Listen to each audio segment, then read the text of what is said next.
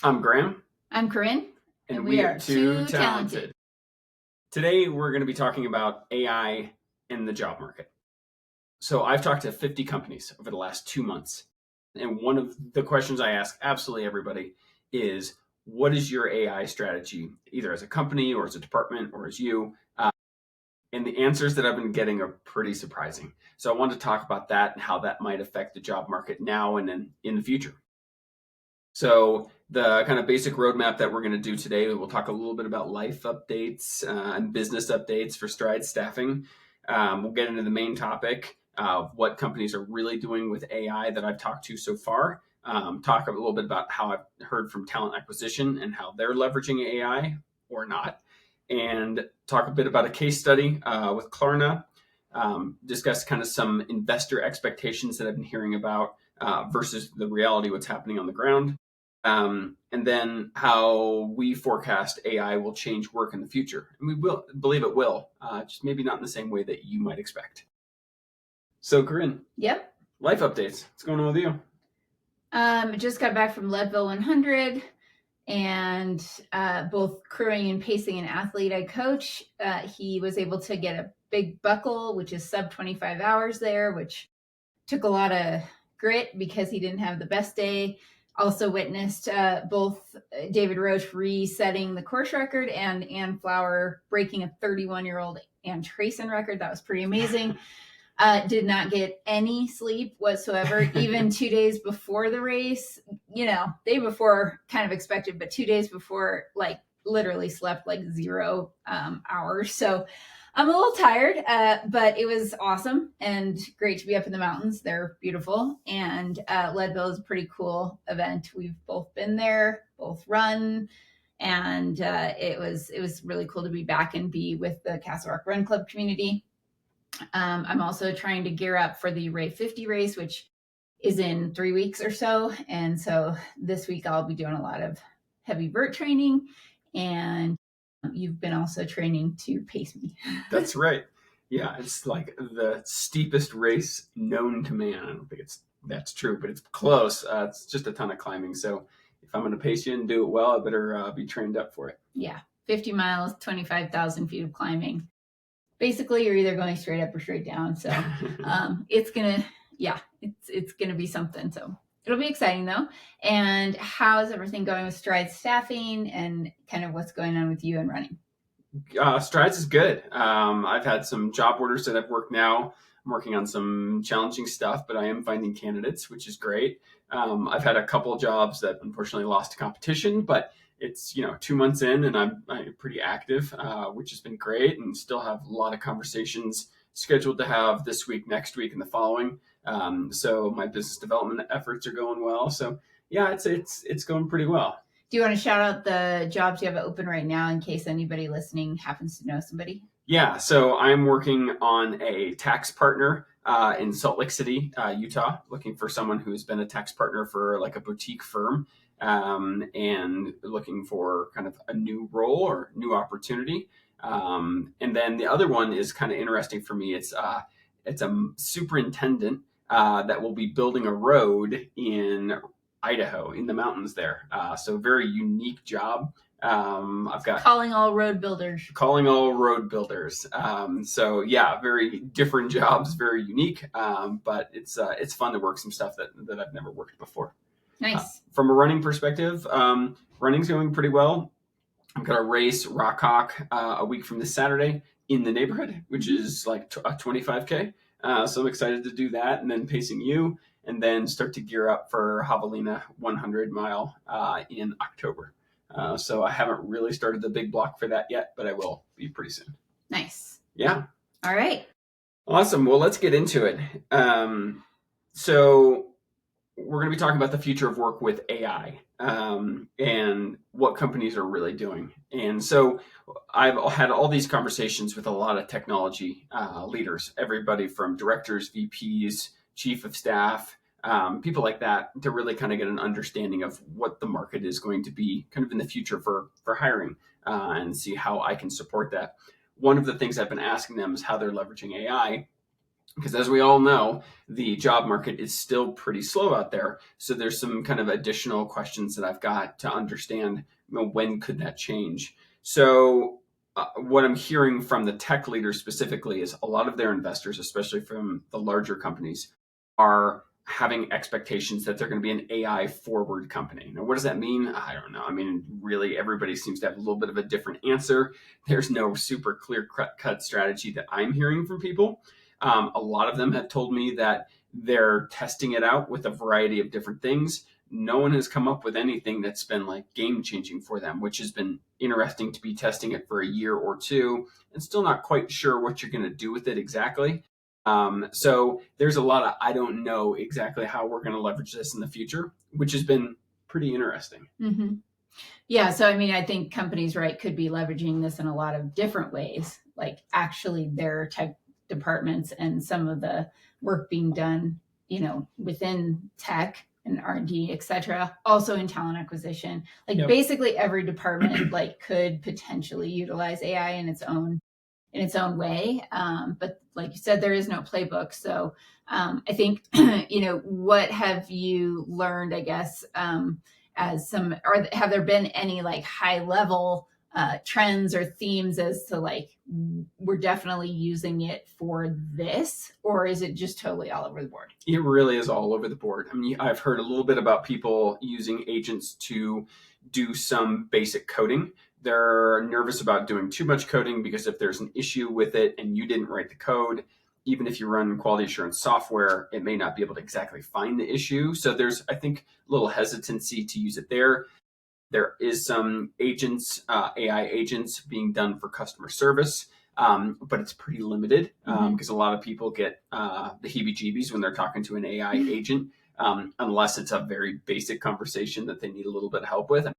I'm sure anybody listening has had a call where you're like, this is weird. This has got to be an AI voice that I'm hearing on the other end. And I just don't really engage with it. Yeah, or a chat, you're trying to get some kind of support, and the initial chat is with a bot or with an AI agent, and then it seems like, at least in my experience of using some of these, I guess I've used them for some of my work to get in touch with shipping, update people or get a status on an order of a bike helmet or things like that. And I always seem to just end up needing to say like agent. I need to talk to somebody who I can actually explain what's going on, which makes it kind of frustrating to have to go through that at the beginning instead of being able to get service.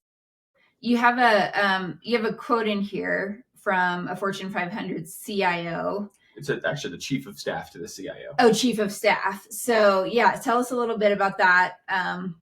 I'll read the quote and then maybe you can explain it. Sure. So the quote is, "It's like he bought himself an expensive hammer and was now looking for a nail." Yeah. So this company has committed to doing everything they can to be an AI forward company. So there is one person in particular at the organization, a pretty high level VP, who is 100% dedicated to AI, really, really wants that company to have a strategy on a go forward basis. And he's tried 3 or 4 different things. None of them have worked. He's got a new one that he's kind of working on. And he's really being an evangelist throughout the company, talking about this. The issue is he never seems to be come with the problem. He always just comes like with the solution. Hey, I've got this thing that's a solution to, we're not sure, but we'll figure it out when we implement it. And that's a lot of what I've been hearing is a lot of people have a solution to a problem that may or may not exist. So a hammer looking for a nail and can't really find one. So it's interesting to hear someone at that level talking about, that being an issue for them. And one of the things that they were saying was they are technically on a hiring freeze kind of company wide because they've got so much of their budget locked up in finding the AI strategy and hoping that will allow them to hire less people in the future. And yet they still don't have a strategy after a couple of years. And the investment continues because that's what their investors are asking them to do.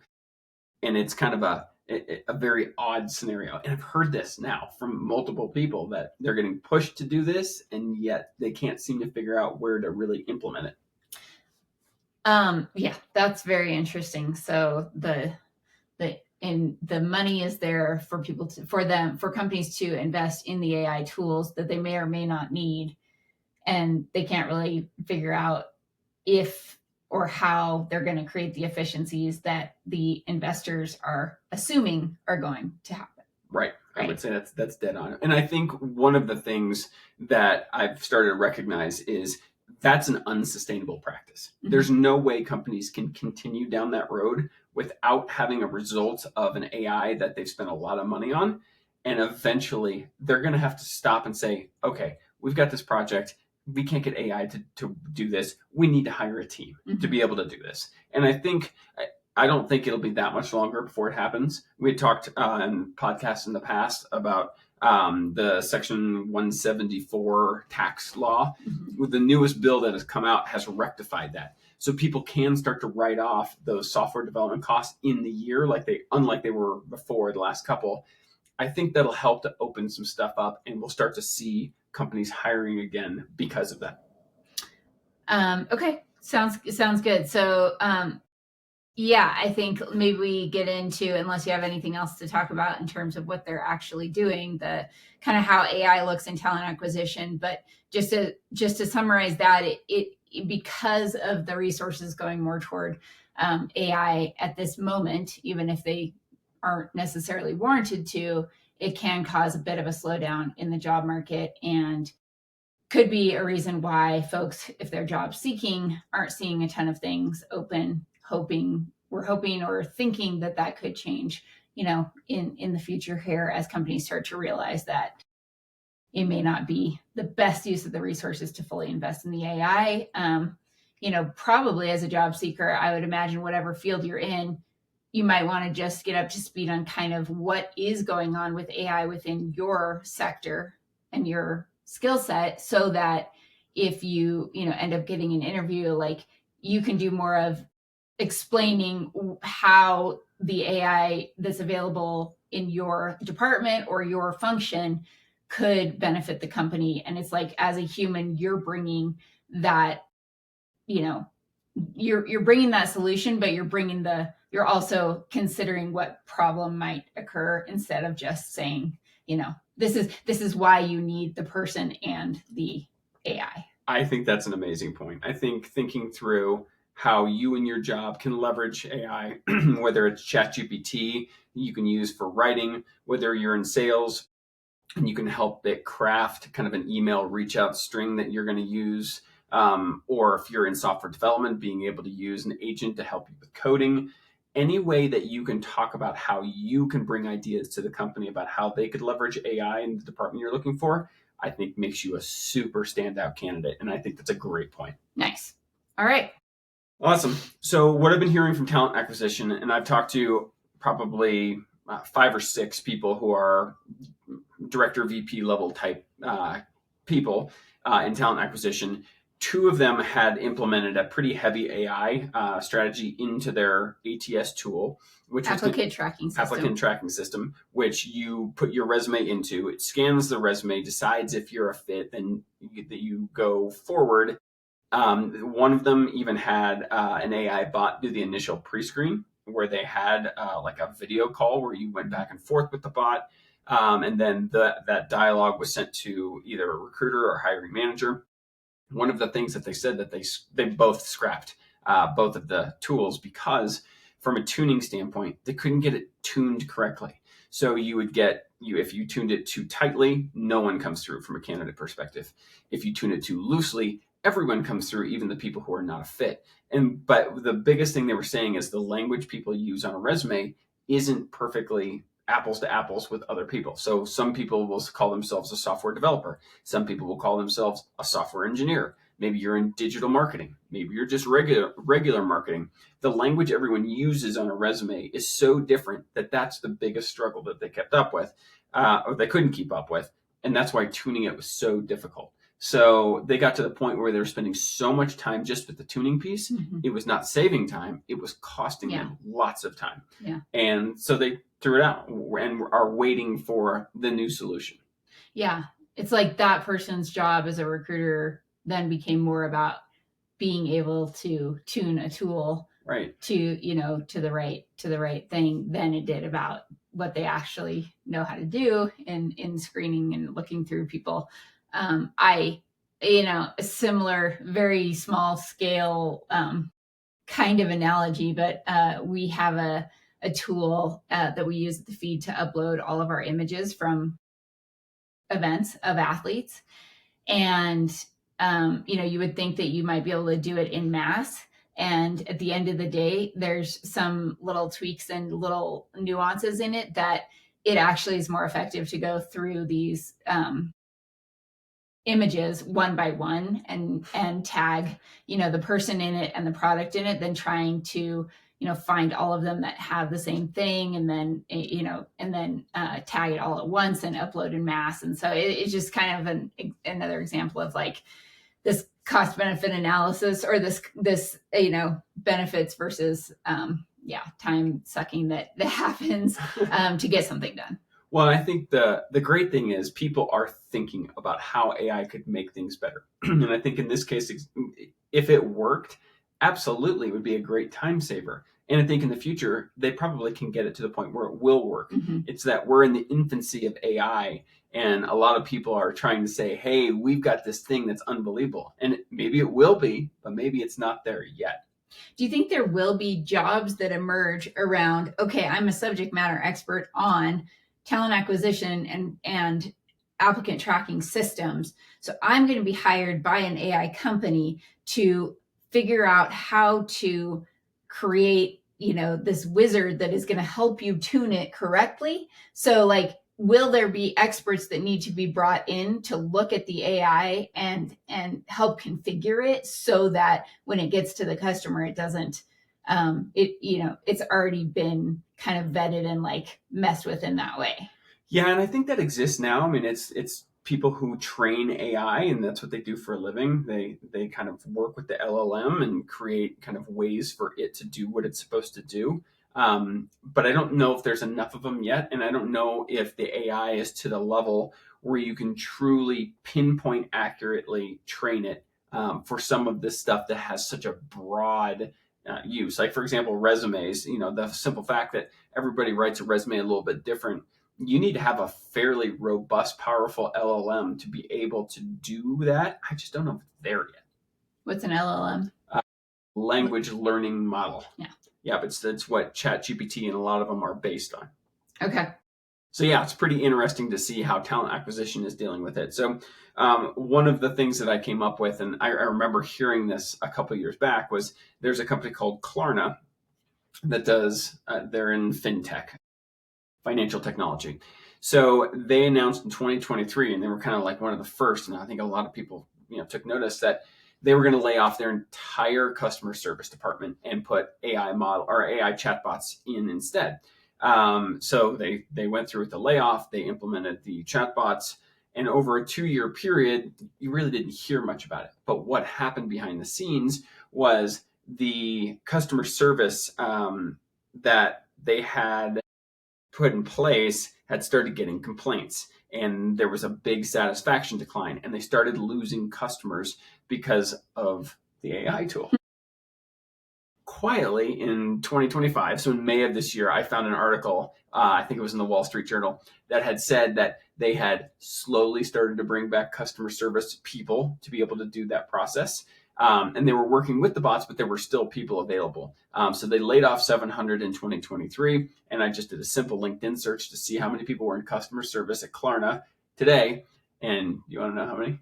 Yes. 901.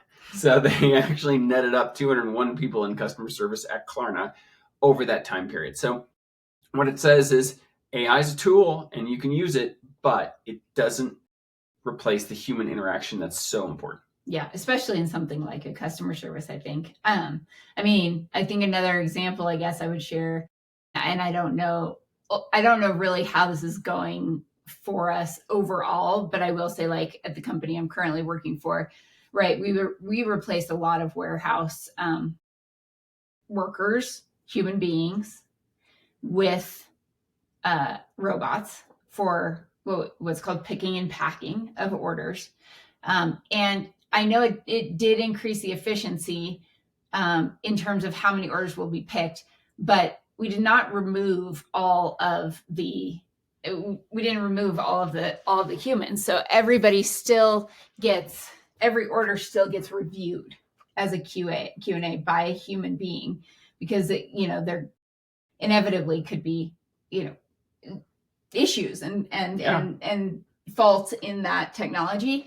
And then I think another thing just of note is, like, when you do something like go completely to AI or completely to, robotics or automation, stuff like that, if there's one tiny little thing that stops working correctly, whether it's in the programming in the software or in the actual mechanics of things, like it can just disrupt, business for a serious amount of time. And is that cost worth it? Like, you're never gonna get rid of issues, because if you have to go fix a bug in your AI tool that you're using, that's going to take away from time. Yeah, productivity for sure. I mean, that dovetails really nicely into when I was talking to software development directors, they were pretty nervous about using too much AI with the software, because if there is a bug, then it really stops things. And if you haven't written it yourself, you have no idea where that bug is going to be. Yeah, it's hard to find. It's hard to find.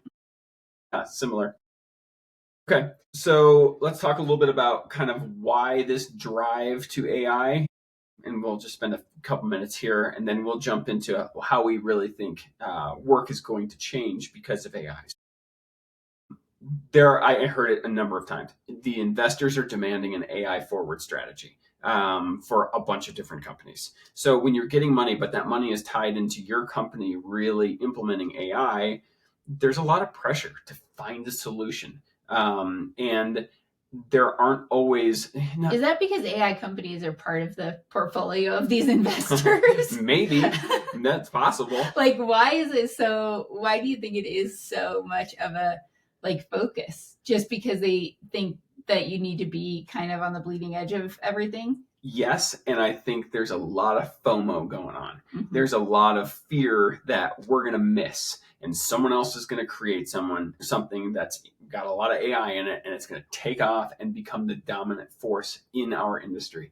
And we want to either be that, or we want to be neck and neck with another company that's doing it, but we don't want to miss out. So there's a lot of dollars getting thrown, I think, because of fear. I think people are worried that they're going to miss out on it. Yeah. Yeah. So I saw a commercial. We saw a commercial like 2 nights ago or something for a PC. I think it was an HP. Yeah. I can't remember with that company. I don't know, but it was for a computer, a laptop. And it was literally like the model of the computer was like the whatever HP 3500 AI edition. Right. And I looked at you and said, wait, but isn't every computer have AI in it? And it's like, your response was, yeah, but I think that every company is being asked and is thinking that they have to include, the term AI in their product or their strategy or whatever it is. So that was super interesting. I wonder what that actually means from, is that computer any different than a regular one? Who knows? Maybe slightly. I bet it's not a lot different. Yeah. I think companies want to give you the vision that they've got an AI strategy that's almost creating like a human. So they were talking about hiring like an AI bot for a particular job, and that AI bot would do that job. But what if that AI bot doesn't do that job correctly? Do you fire the AI bot? So that's such a weird, statement to make. Shut it down. This is on LinkedIn. Retire it. Yeah, stick it in the closet. Right, exactly. So when I actually made a comment on this, I think a lot of people are envisioning so we would fire this AI bot. It's like, well, if it's an AI bot, why not just retrain it so it's better at what it does? And, it's almost like the car idea. So you've had a car for 6 or 7 years, your head gasket blows out. You have to make the decision. Do I buy a new car or do I fix this one? And I think that's how I envision AI to be working in the workplace, is a big tool that you use a lot, not necessarily something that you report to that gives you management guidance and stuff like that. So I don't think that's going to be a huge reality. I almost see it as the PC was in 1990. And similar discussions were happening then. I read about this because I was like 8 years old in 1990. But they were talking about how many jobs would be displaced by the PC. Yeah. And really, if you think about it, there's not that many. No, People it's a leverage tool. it as a tool. It's a tool. And I think that's what AI will inevitably be. It'll be a powerful tool, but it's still just going to be a tool. Yeah. So that goes nicely in how we feel like this is going to change work. But I think what I'm hearing is, especially in the software development space, how much faster they can produce code, because a lot of the manual coding can be done by a bot with a lot of guidance. So it speeds up the time to code these programs or updates or patches or anything like that. Sure. So what I think you start to see is iterations of software move faster. You get the new one quicker, and they fix the bugs faster. Yeah. So I think it leads to more productivity. And I think that's the biggest gains that we're going to see, is not necessarily replacing people, just making them more productive and faster. Yeah.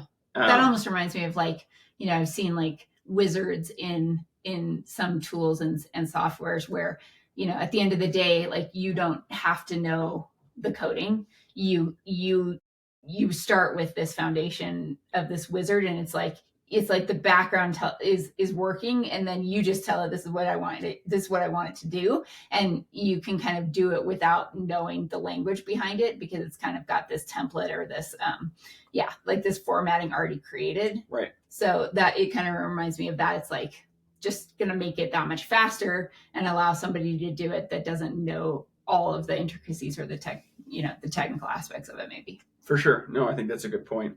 So where I see, AI cannot replace is, you were talking about you starting with a bot and you need to talk to a person, an agent, because you have a creative issue that you need to speak with someone about. That's, I think, a place where humans are never going to be replaced. You're always going to need someone who can think outside the box, because de facto, AI is in the box, will always be in the box because it's being trained in the box. So you need someone who can think logically about a problem and to help you solve it. So I think any of those types of things, you'll start to see human interaction become very, very important, especially for companies.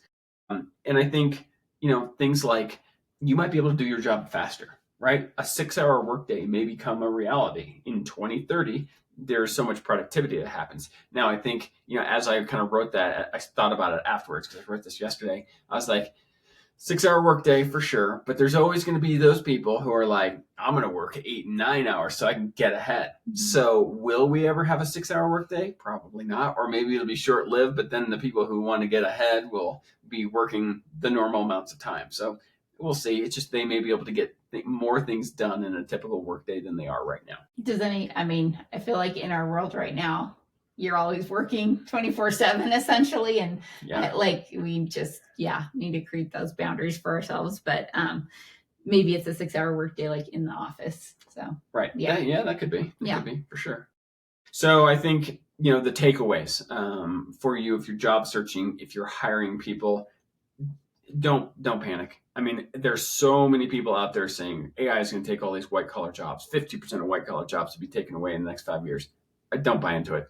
I haven't run into a single company who's leveraging AI in a way that seems like it's going to take a lot of jobs away. They may be slowing down hiring because they're investing in AI as opposed to people, but I think at some point that changes. And I don't think that point is very far from now. Yeah. Adaptability. Corinne, your point about, coming to the table in an interview, saying what you can bring to the table from an AI perspective for this particular job. Those are the people that win right now.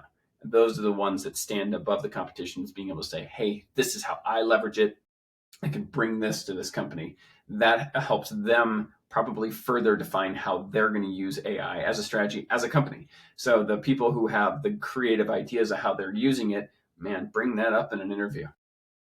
Yeah, and that's an interesting point, because I think that, like, some people, myself included, it might almost feel weird to say, like, I use AI or I use ChatGPT in these ways, because it kind of feels like a cheating, So, like, how would you recommend it? There's no definition right now around, like, it's okay to use for this, but it's not okay to use for this. Like, our kids, like, is it okay for them to use it? Like, and to what degree? We don't want it to be doing the work for you.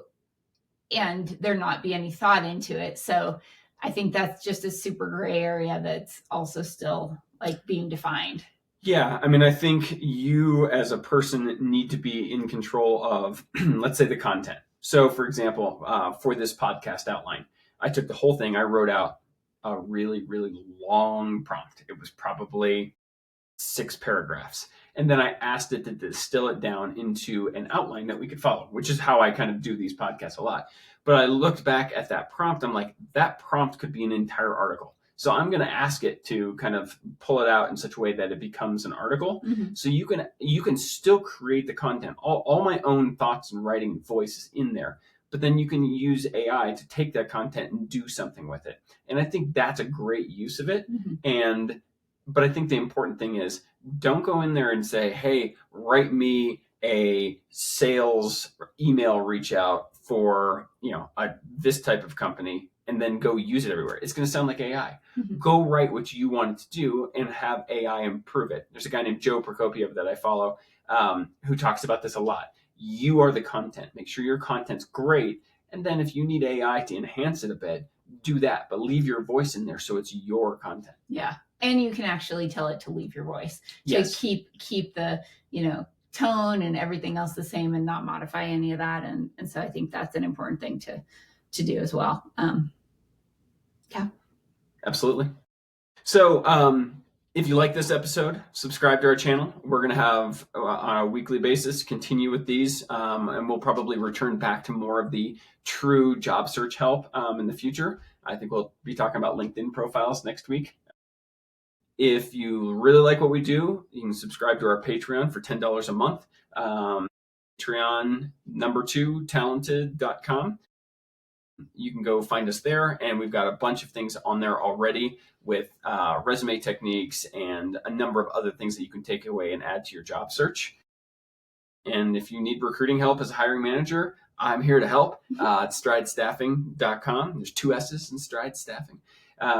So yeah, Corinne. Follow us on LinkedIn. Yep. Also, I think we're starting to grow that community, which is great. And then just if you happen to listen to this, be super curious to hear how you're seeing AI show up in your world. Because obviously, like, there's so many different arenas for it, and there's so many different, types of work people are doing that it'd be really interesting to kind of learn how either you're using it or your company's using it. So let us know.